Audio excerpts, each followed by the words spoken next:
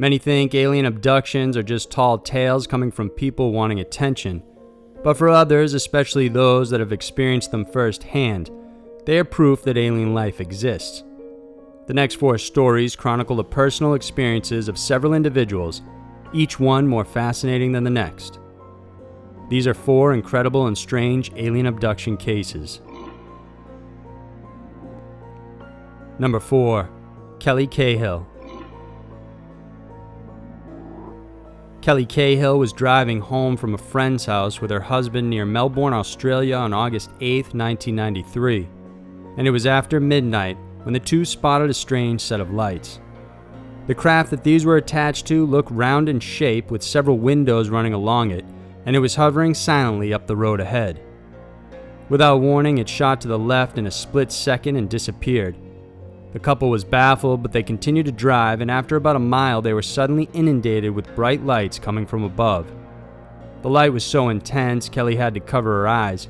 Their hearts raced, and her husband kept on driving, hoping to get away, and then after a few moments, the lights disappeared. Kelly asked him what had happened, but he wasn't entirely sure. They could smell vomit even though there wasn't any in the vehicle. They continued to drive on, trying to make sense of what had just transpired. Shortly after, they both began experiencing piercing stomach pains. For Kelly, it would start in the abdomen and radiate up through her shoulders. Once home, she noticed a strange triangular mark just below her navel, similar to that of a laparoscopy cut. From there, Kelly's stomach pain worsened, and after 3 weeks, she went to the hospital to see what was going on. Doctors discovered she had a womb infection and said that she might have even been pregnant recently or had some sort of gynecological operation, to which Kelly denied. Her memories of what had happened that night were fragmented.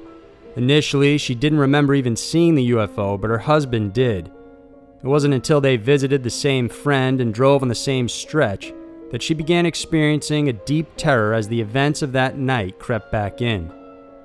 She recalled it wasn't just the smaller UFO they saw, but also a much bigger one that had been in a field. She asked her husband to pull over, and they both got out of the car to take a look. They crossed the road, jumped the gutter, and walked towards the object. When she looked back at the highway, she could see another car with 3 people who got out to investigate as well.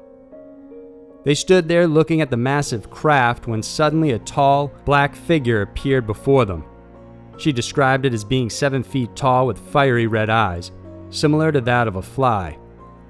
She was so overcome with fear that she began screaming, "They've got no souls." And it's then that she realized there were even more figures behind the initial one that had appeared. Groups of them started to glide towards them, and Kelly became hysterical.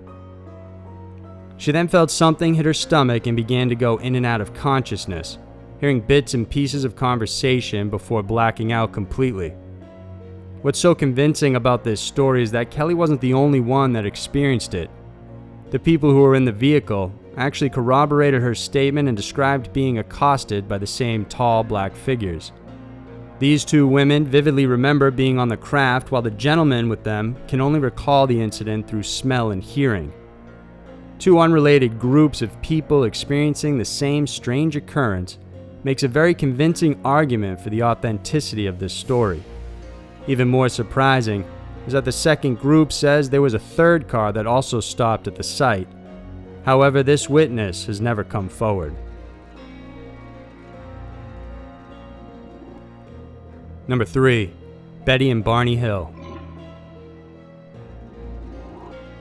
Betty was a social worker while Barney worked at the U.S. Postal Service.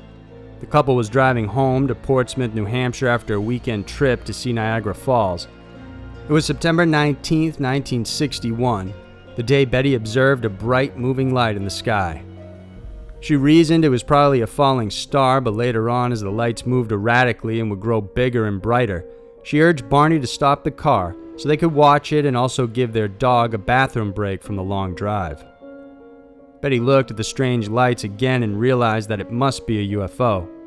Barney at first thought it was a commercial liner, but after seeing the sudden turns it made, began to agree with his wife. They went back to driving while keeping an eye out on the lights. They observed that whatever it was quite large and seemed to be rotating. It was 1 mile south of Indian Head when they realized the strange craft had started to descend rapidly towards their car, forcing Barney to stop the vehicle in the middle of the highway. Now hovering 100 feet above them, Barney stepped out with his binoculars and a pistol in his pocket to take a closer look. He could see windows around the craft and what looked like humanoid figures staring back at them. It was here, Barney in a hysterical panic rushed back to his car saying, "They're going to capture us."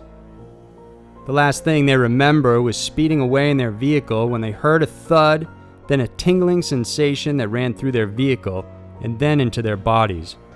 It seemed like it lasted just a few seconds, but somehow they had driven 35 miles south with no recollection of how they got there. When they reached home, they noticed both their watches had stopped moving. Barney had scuffs on the toes of his shoes that weren't there previously, and Betty saw that the dress she wore had a cut by the zipper and that the inner lining had been torn. She told her sister about the incident and she urged her to report it, which she did. She called Peace Air Force Base in Portsmouth and they confirmed that they had seen the UFO on their radar as well. Later on, however, this was retracted, and that what the Hills likely saw was the planet Jupiter and mistook that as a strange craft. Betty started having vivid dreams that bothered her so much she ended up writing them down in her diary. In it, she chronicles that she was forced to walk in the forest with Barney behind her, almost in a trance. They entered a metallic, disc-shaped craft and Barney was separated from her. She was ushered inside a room where she met the leader. Afterwards, another figure appeared, which she dubbed as the Examiner.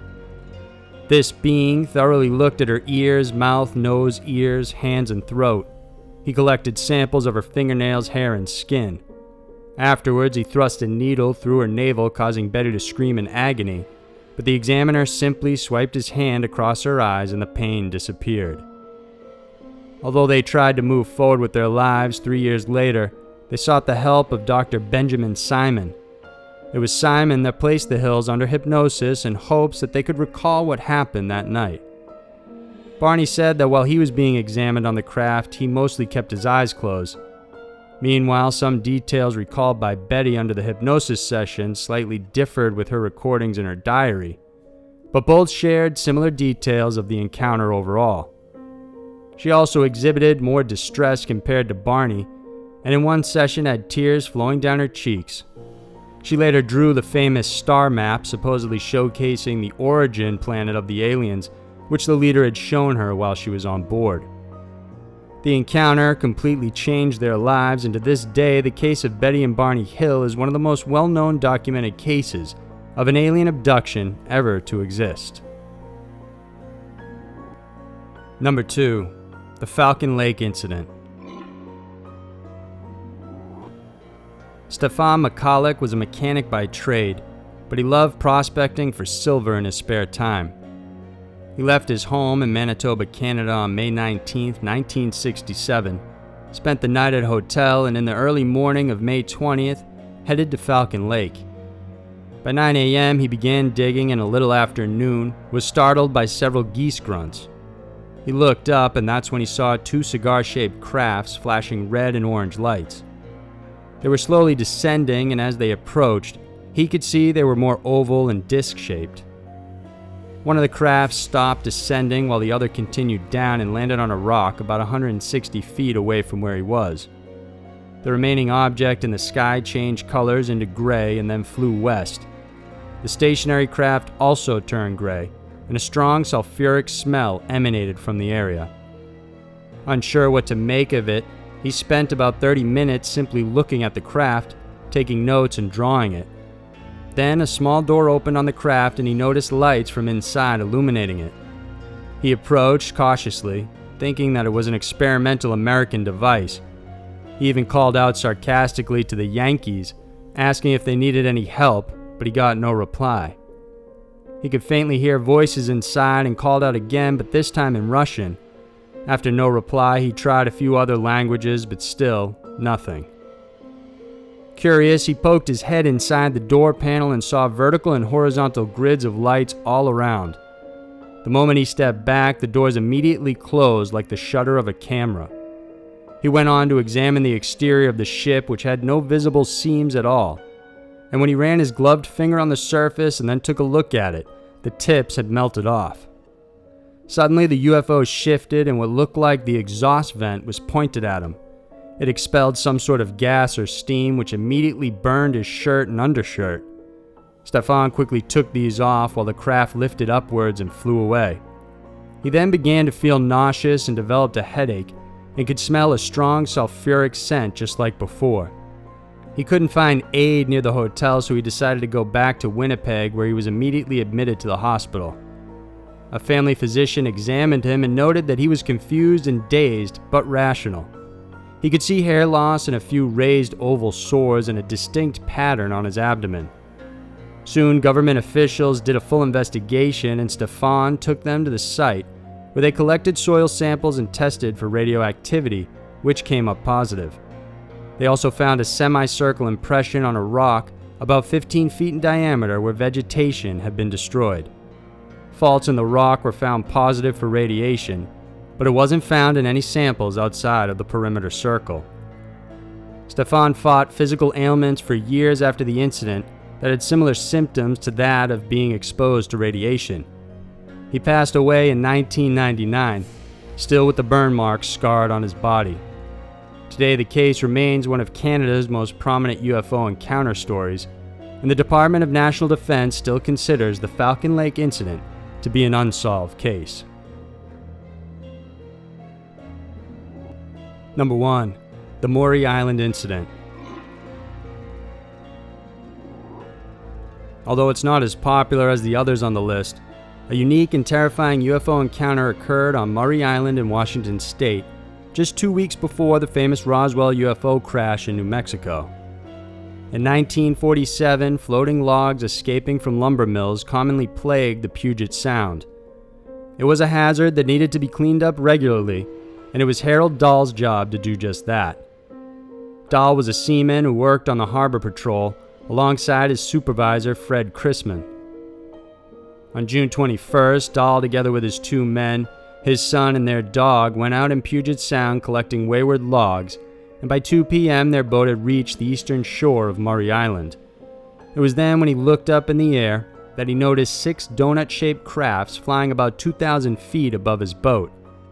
They were approximately 100 feet in diameter, with their center hole about 25 feet wide. 5 of them were circulating over a 6th one, which remained at the center. Soon the middle ship descended and hovered just 500 feet above the water.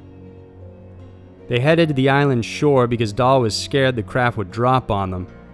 Then the crew heard a loud thud and saw thousands of white metallic objects raining down from inside the craft. Most of the debris landed in the bay, but some hit the beach. Dahl picked up a few pieces and found they were lightweight white metal. The craft then dropped black metal that looked like lava rock, and when it hit the water, steam erupted. Some of the metal hit Dahl's son, injuring his arm and killing their dog. After this, the mysterious craft rose into the air and headed west. Dahl's radio wasn't working, so they sailed towards the dock and once there rushed to the hospital to help his son. When he called his supervisor, Fred initially didn't believe him, but when he went to Maury Island himself, he gathered up rocks and metal and even saw a craft appearing overhead. The day after the incident, Dahl met a man wearing a black suit who invited him for breakfast. This man didn't ask Dahl any questions, but instead narrated to him exactly what had happened the day before. Afterwards, the man in black warned him never to tell anybody, otherwise he and his family would be in great danger. But Dahl and Chrisman, convinced they had witnessed something spectacular, sent samples of the metal to publisher Ray Palmer, who in turn contacted pilot Kenneth Arnold, who was known for spotting the flying discs over Mount Rainier just 2 weeks prior to this incident. By July 31st, investigators from the Air Force were sent in to examine. First, Lieutenant Frank Brown and Captain Lee Davidson questioned the witnesses and also collected samples of their own.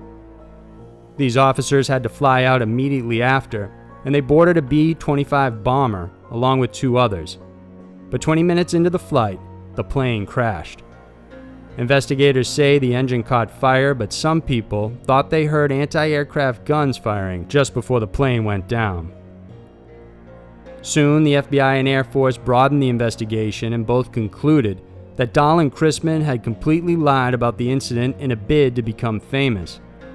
Afterwards, an FBI agent told the men that if they stopped perpetrating the stories, the government would not prosecute them, especially since their supposed hoax caused the death of 2 officers. So they agreed, and they stopped talking about the incident completely and claimed it was a hoax from the very start. But a few years later, in 1950, Chrisman retracted his statement and said that everything that they had talked about actually happened.